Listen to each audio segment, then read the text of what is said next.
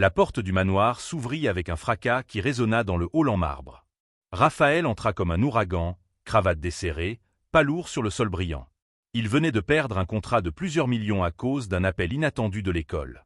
Ses 3 enfants avaient agressé un autre élève. Encore une fois. La directrice avait clairement indiqué que ce serait le dernier avertissement avant l'expulsion définitive. Il jeta la mallette en cuir sur le canapé et desserra les boutons des poignets de sa chemise. Le silence de la maison le dérangeait. Où étaient les enfants? Où était cette nouvelle nounou que sa secrétaire avait engagée sans le consulter? Une femme inconnue, avec un CV étrange et aucune référence de famille riche. Il monta les escaliers à pas ferme, prêt à licencier une nouvelle employée incompétente. Mais alors il entendit quelque chose qui le fit s'arrêter dans le couloir. De la musique. Une voix douce fredonnant une mélodie qu'il ne reconnaissait pas. Et des rires. Des rires authentiques d'enfants. Ses fils n'avaient pas ri ainsi depuis plus d'1 an. Pas depuis que leur mère les avait abandonnés un matin froid, laissant seulement une lettre sur le lit et 3 cœurs brisés. Raphaël marcha lentement jusqu'à la chambre des triplés et poussa la porte entr'ouverte. Ce qu'il vit le laissa complètement paralysé. La nounou était assise par terre, entourée des 3 garçons. Elle balançait son corps d'avant en arrière à un rythme constant, les yeux fixés sur de petits blocs colorés éparpillés sur le tapis. Elle ne regardait pas les enfants. Elle ne souriait pas. Elle se contentait d'organiser les pièces en rangées parfaites, séparées par couleur et taille, tout en murmurant quelque chose d'inaudible. Et ses enfants? Ils étaient hypnotisés. Leonardo, l'aîné de 3 minutes, celui qui cassait tout quand il était énervé, était accroupi à côté d'elle.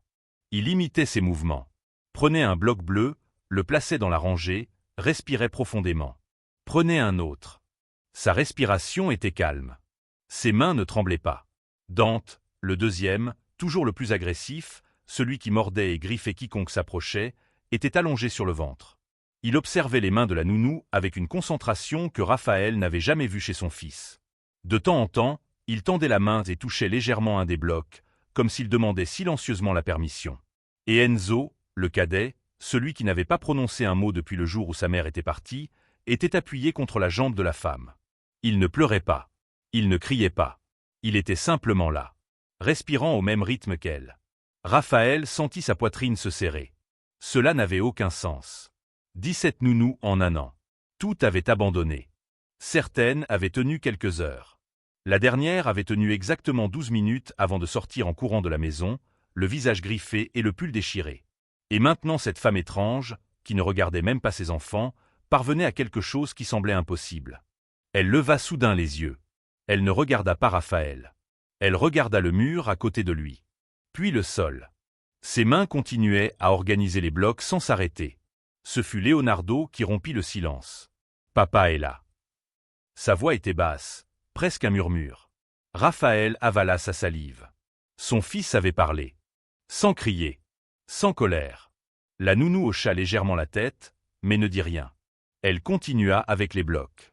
Dante tourna la tête pour regarder son père, et pour la première fois depuis des mois, il n'y avait pas de feu dans ses yeux. Juste de la curiosité. Enzo resta immobile, mais ses petits doigts s'accrochèrent à l'ourlet du pantalon de la femme, comme s'il craignait qu'elle parte. Raphaël fit un pas en arrière, traitant encore la scène. Qui était cette femme? Pourquoi ne le saluait-elle pas? Pourquoi ne défendait-elle pas sa méthode ou n'expliquait-elle pas ce qu'elle faisait? Et surtout, comment avait-elle réussi en quelques heures ce que lui, avec tout son argent et son pouvoir, n'avait pas réussi en une année entière? Il descendit silencieusement les escaliers, alla dans le bureau et appela la secrétaire. « Qui est cette nounou que vous avez engagée ?» La réponse vint avec hésitation. « Monsieur, j'allais vous expliquer en personne, mais elle a un diagnostic. Elle est autiste. Aucune agence n'a voulu la recommander, mais son CV avec des enfants en situation difficile est impressionnant. J'ai pensé que cela valait la peine d'essayer. » Raphaël raccrocha sans répondre. Il retourna à la porte de la chambre et resta à observer. La scène continuait. Les blocs. Le silence. La paix. Pour la première fois depuis qu'il était devenu père, il ne savait pas quoi faire. Et pour la première fois depuis longtemps, il ressentit quelque chose qu'il ne s'attendait pas à ressentir à nouveau. L'espoir. Si vous aimez cette histoire, n'oubliez pas de vous abonner à la chaîne pour ne pas manquer la suite. Dans les jours qui suivirent, Raphaël observait de loin. Il arrivait plutôt du travail, inventait des excuses pour passer par les couloirs, espionnait à travers les interstices des portes. La nounou ne changeait jamais. Toujours la même routine. Bloc coloré le matin. Dessin l'après-midi. Promenade dans le jardin avant le dîner. Tout en silence. Tout en ordre. Et les garçons? Ils se transformaient chaque jour. Leonardo commença à ranger ses propres jouets. Il les séparait par taille, couleur, fonction. Dante arrêta de mordre. Il passait des heures à observer les fourmis dans le jardin, accroupi à côté de la nounou qui dessinait les insectes dans un vieux cahier. Enzo ne parlait toujours pas, mais ses yeux avaient retrouvé de la vie. Il souriait. De petits sourires timides qui brisaient le cœur de Raphaël. Mais la maison ne célébrait pas ce changement. Béatrice, la mère de Raphaël, arriva un jeudi après-midi sans prévenir. Elle entra par la porte principale avec l'arrogance de quelqu'un qui a toujours tout eu. Talons hauts contre le marbre, parfum coûteux emplissant l'air, regard perçant balayait chaque coin du manoir comme si elle cherchait des défauts. « Où sont mes petits-enfants » Raphaël pointa le jardin. Béatrice s'approcha de la fenêtre et se figea. La nounou était assise sur l'herbe, pieds nus, remuant la terre avec ses mains. Les trois garçons autour d'elle faisaient de même. De la terre sous les ongles. Des rires bas. La paix. C'est un scandale. La voix de Béatrice traversa le silence comme une lame. Regardez l'état de ces enfants. Sales, sans supervision adéquate, avec une femme qui ne vous regarde même pas dans les yeux quand vous lui parlez. Elle fait un travail mieux que quiconque n'a jamais pu faire. Béatrice se tourna vers son fils avec dédain. Vous êtes aveugle? Cette femme n'est pas normale, Raphaël. J'ai lu son dossier. Elle ne devrait même pas travailler avec des enfants. Et vous, un homme de votre position, permettre à une telle personne de s'occuper de vos enfants? Que dira la société? Raphaël sentit la colère monter dans sa gorge, mais il avala ses mots. Il connaissait sa mère. Il savait que la confronter directement ne ferait qu'empirer les choses. Béatrice n'attendit pas de réponse. Elle marcha jusqu'au jardin, ses talons s'enfonçant dans l'herbe humide. La nounou ne leva pas les yeux. Elle continua à remuer la terre, montrant aux enfants comment planter de petites graines en ligne droite. Vous êtes renvoyés. Silence. La nounou ne réagit pas. Leonardo regarda sa grand-mère les yeux écarquillés. Dante agrippa le bras de la femme. Enzo commença à balancer son corps d'avant en arrière, un signe de détresse que Raphaël connaissait bien. Je vous ai dit que vous êtes renvoyés. Béatrice s'éleva la voix. Prenez vos affaires et quittez ma propriété maintenant. Ce n'est pas votre propriété. La voix de Raphaël résonna fermement depuis la porte. Et elle n'ira nulle part. Béatrice se tourna, les yeux emplis de fureur. Vous avez perdu la raison? Cette femme détruit l'image de notre famille. Quand les autres sauront que vous avez engagé une nounou autiste, ils remettront en question votre jugement. Vos affaires en souffriront. Votre réputation s'effondrera. Raphaël descendit lentement les marches de la véranda. Pour la première fois de sa vie, il regarda sa mère sans peur. Ma réputation est déjà détruite, mère. J'ai 3 enfants que la société appelle incontrôlables. J'ai une ex-femme qui nous a abandonnés parce qu'elle ne supportait pas la pression d'être parfaite. Et j'ai une mère qui se soucie plus de ce que pensent les autres que du bonheur de ses propres petits-enfants. Le silence qui suivit fut assourdissant. Béatrice ouvrit la bouche pour répondre, mais Raphaël ne le lui permit pas. Regardez-les. Vraiment. Quand avez-vous vu Leonardo sourire pour la dernière fois? Quand Dante est-il resté 1 heure entière sans exploser? Enzo commence à communiquer à nouveau. Et savez-vous pourquoi? Grâce à elle. Béatrice regarda ses petits-enfants. Ils s'accrochaient à la nounou, qui leva enfin les yeux. Elle ne regarda pas Béatrice. Elle regarda Raphaël. Pendant 1 seconde. Juste une. Mais ce fut suffisant pour qu'il comprenne. Elle avait peur. Peur de perdre ses enfants. Peur d'être retirée du seul endroit où elle se sentait utile. Peur de retourner à la solitude qui l'accompagnait probablement depuis des années. Béatrice recula d'un pas, ajusta son sac sur son épaule et leva le menton. Vous allez le regretter, Raphaël. Quand tout s'effondrera, ne dites pas que je ne vous ai pas prévenu. Elle partit sans se retourner. Le portail claqua violemment. Le silence revint dans le jardin. Raphaël s'avança vers la nounou et s'agenouilla à côté d'elle. Pour la première fois, elle le regarda directement. Ses yeux étaient profonds, remplis d'une intelligence que la plupart des gens ne prendraient jamais la peine de remarquer. « Comment vous appelez-vous » Sa voix était douce, presque un murmure. « Elena. » Raphaël hocha la tête. Il tendit la main et toucha légèrement l'épaule d'Enzo, qui se blottit immédiatement contre lui. Dante s'approcha lentement. Leonardo posa sa petite main sur celle de son père. Et pour la première fois depuis qu'il était devenu émotionnellement veuf, Raphaël sentit que peut-être, juste peut-être, sa famille pourrait être sauvée. Les semaines passèrent comme un souffle d'air frais dans une maison qui avait oublié de respirer. Raphaël commença à arriver plus tôt. Il annulait des réunions, refusait des voyages. Pour la première fois depuis des années, il dînait avec ses enfants. Et Elena était toujours là, silencieuse, organisant les assiettes, nettoyant les miettes, maintenant l'ordre dont les garçons avaient tant besoin. C'est un samedi soir que tout changea. Raphaël descendit chercher de l'eau et entendit des voix dans le jardin. Des voix? Elena ne parlait jamais beaucoup. Il s'approcha de la fenêtre et vit quelque chose qui le laissa sans souffle. Elena était assise sur la vieille balançoire qu'il avait installée des années auparavant. Et elle chantait. Doucement, presque un murmure, mais chantait. Une mélodie étrange, répétitive, hypnotisante. Et Enzo, son fils qui n'avait pas parlé depuis plus d'1 an, était à côté d'elle. Bougeant les lèvres. Essayant de suivre. Raphaël se couvrit la bouche de la main. Des larmes chaudes descendirent sur son visage sans permission. Il ne savait pas combien de temps il était resté là à observer, mais lorsqu'il retourna enfin dans sa chambre, il ne put pas dormir. Le lendemain matin, il prit une décision. Il appela Elena dans le bureau. Elle entra lentement, regardant le sol, les mains jointes devant le corps. Raphaël désigna la chaise, mais elle resta debout. « Je veux te faire une proposition. » Elle ne répondit pas. Elle attendit simplement. « Je veux que tu habites ici. » Définitivement. Pas comme une nounou temporaire. Comme un membre de la famille. Je vais tripler ton salaire. Tu auras une chambre à toi, des vacances payées, tout ce dont tu auras besoin. Elena leva enfin les yeux, mais regarda l'étagère derrière lui. Pourquoi? La question était simple, mais elle portait le poids d'une vie entière de rejet. Raphaël inspira profondément. Parce que mes enfants ont besoin de toi. Parce que j'ai besoin de toi. Parce que, pour la première fois depuis que tout s'est effondré, cette maison ressemble à nouveau à un foyer. Elena resta silencieuse pendant une longue minute. Puis elle acquiesça. Une seule fois. Mais cela suffit. Les jours suivants furent les plus heureux que ce manoir ait connu. Leonardo commença à lire seul. Dante dessina un portrait de la famille, incluant Elena au centre. Et Enzo, par un après-midi pluvieux, parla enfin. Elena. Un mot. Juste un. Mais il résonna dans la maison comme un miracle. Raphaël serra son fils si fort qu'il eut peur de lui faire mal. Elena resta où elle était, mais un petit sourire effleura ses lèvres. Presque imperceptible. Mais il était là. Cependant, le bonheur a un prix. Et Béatrice était prête à le réclamer. Elle revint un mardi, mais cette fois-ci elle n'était pas seule. Elle apporta un avocat, un assistant social et un dossier rempli de documents. Raphaël était dans le bureau lorsqu'il entendit la sonnette. Il descendit et trouva sa mère dans le hall, entourée d'inconnus en costume. « Qu'est-ce que c'est » Béatrice sourit, mais il n'y avait aucune chaleur dans ce geste. « C'est une requête de garde. Je retire mes petits-enfants de chez toi. » Le monde de Raphaël s'arrêta. Il regarda l'avocat, qui ouvrit le dossier et commença à lire d'une voix monotone. Négligence parentale. Exposition des enfants à un environnement inadapté.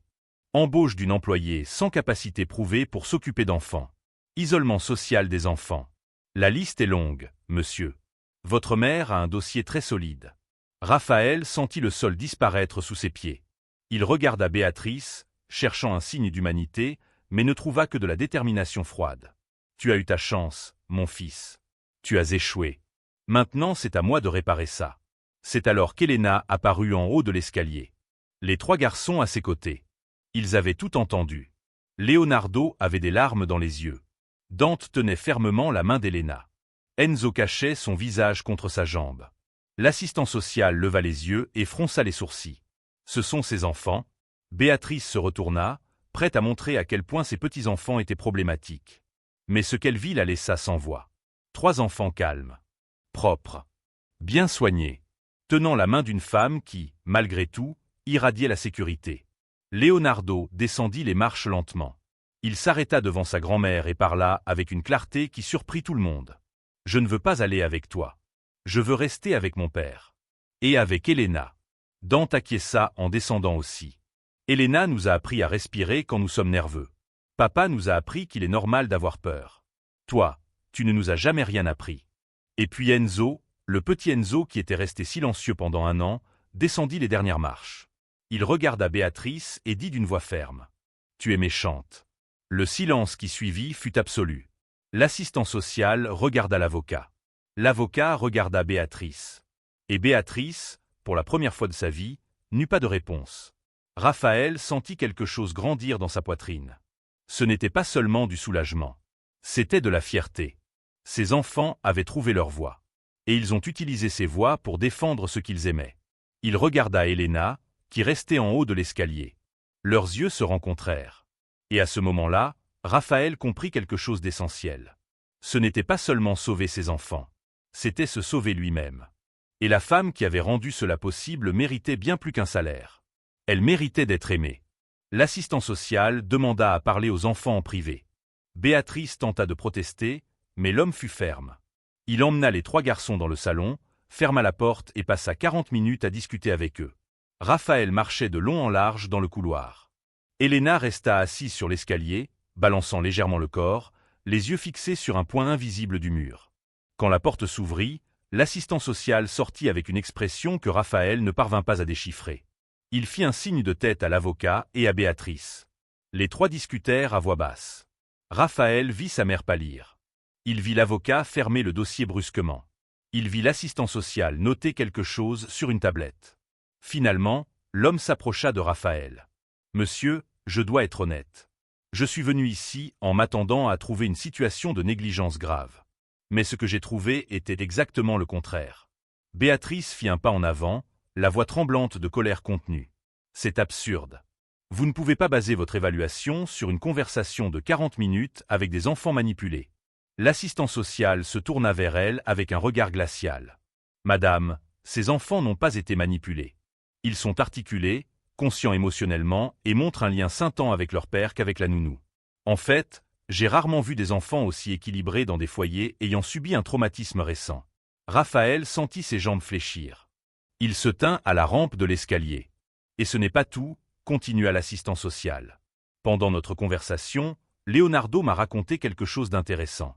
Il a dit que sa grand-mère avait offert de l'argent à Helena pour qu'elle parte. 3 fois son salaire, pour être exact. Et Helena a refusé à chaque fois. » Le silence qui s'abattit sur le hall fut assourdissant. Raphaël se tourna lentement vers sa mère. « Vous avez fait quoi ?» Béatrice leva le menton, défiant. « J'ai fait ce qui était nécessaire. J'ai proposé une solution raisonnable à un problème évident. Mais cette femme est tellement anormale qu'elle ne comprend même pas quand elle est avantagée. » C'est Helena qui se leva. Elle descendit les marches lentement, chaque pas mesuré, chaque mouvement délibéré. Elle s'arrêta à quelques mètres de Béatrice. Pour la première fois, elle regarda directement dans les yeux de la femme plus âgée. « J'ai parfaitement compris votre offre. Et je l'ai refusée parce que l'argent n'achète pas ce dont ces enfants ont besoin. Ils n'ont pas besoin de perfection. Ils ont besoin de présence. » La voix d'Helena était basse, mais chaque mot tombait comme une pierre dans un lac silencieux. Béatrice fit un pas en arrière, comme si elle avait reçu une gifle. L'avocat toussa de manière inconfortable et ferma le dossier définitivement. « Madame Béatrice, je vous conseille de clore cette procédure. Non seulement en raison du manque de preuves, mais parce que poursuivre pourrait entraîner des conséquences légales pour vous. Tenter de soudoyer une employée et présenter des accusations infondées peut être interprété comme du harcèlement. » Béatrice ouvrit la bouche, la ferma, l'ouvrit de nouveau. Ses mains tremblaient. Raphaël ne l'avait jamais vue ainsi. Vulnérable. Exposé. Battu. Vous commettez une erreur. Sa voix était faible.